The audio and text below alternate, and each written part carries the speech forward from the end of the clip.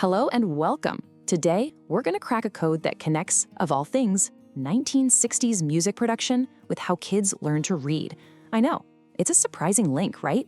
And it all revolves around this idea called a soundbox. So let's dive in and see how these two totally different worlds actually collide.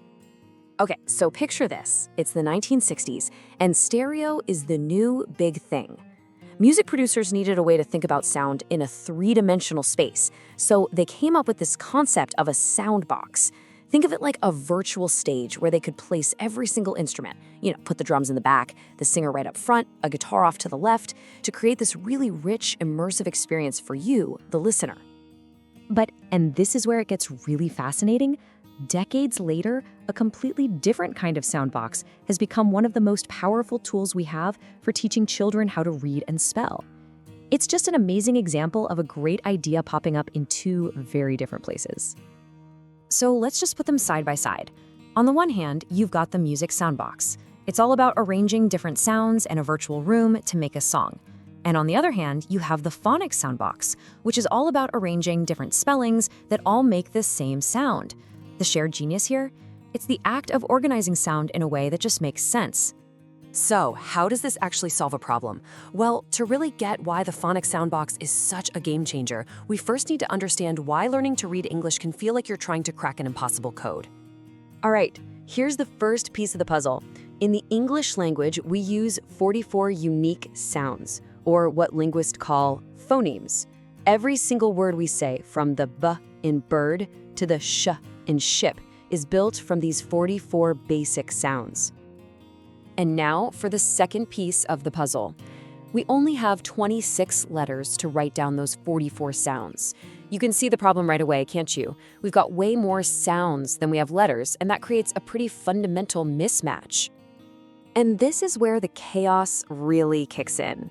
This mismatch means a single letter, like the letter A, can make all sorts of different sounds.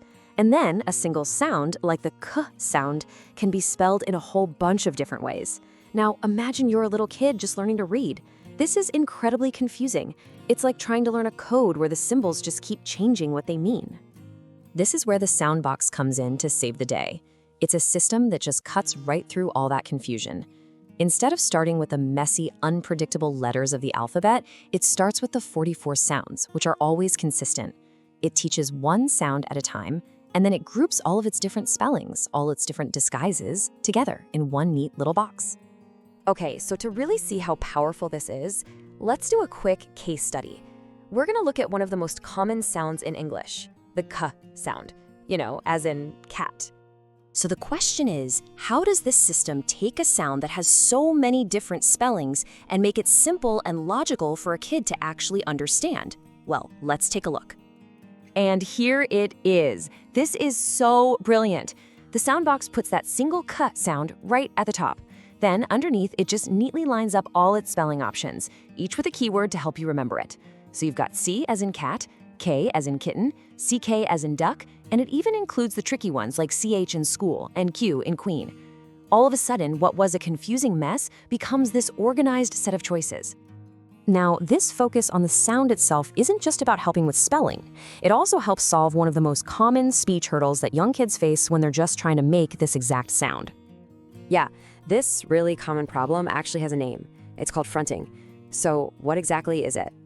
Fronting is basically when a kid swaps a sound that's supposed to be made in the back of the mouth, like k or g, with a sound that's made at the front of the mouth, like t or duh. It's just a simple physical habit, and it is super common. And it really shows why focusing on how a sound is physically made is just as important as knowing how to spell it. I'm sure you've heard this before, right? A child says tat when they mean cat, or maybe they ask for their tar instead of their car. They know exactly what they want to say, but the sound is just physically coming out wrong. So here's the good news. Because this is a physical problem, there are some really simple physical tricks that can help a child find that back sound. You can almost think of these as a little physical sound box for the mouth, helping to organize where sounds come from. The first one is so simple, you're not going to believe it.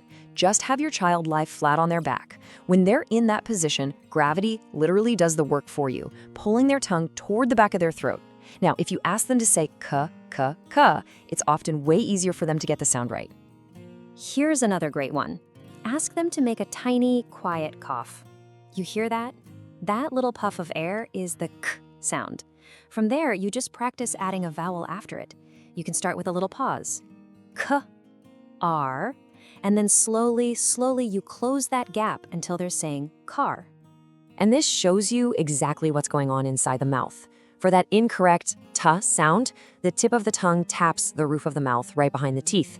But for the correct k sound, the tip of the tongue actually stays down and the pop of air comes from way in the back.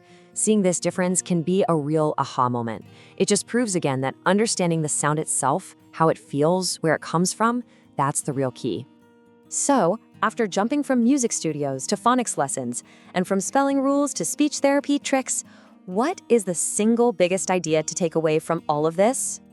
It really all boils down to this one simple but incredibly powerful idea. We have to shift our focus away from the messy, inconsistent letters and put it on the sounds themselves. Those 44 sounds, those are the true, reliable building blocks of English. When we teach a child to listen for the sound first, we're basically handing them a master key.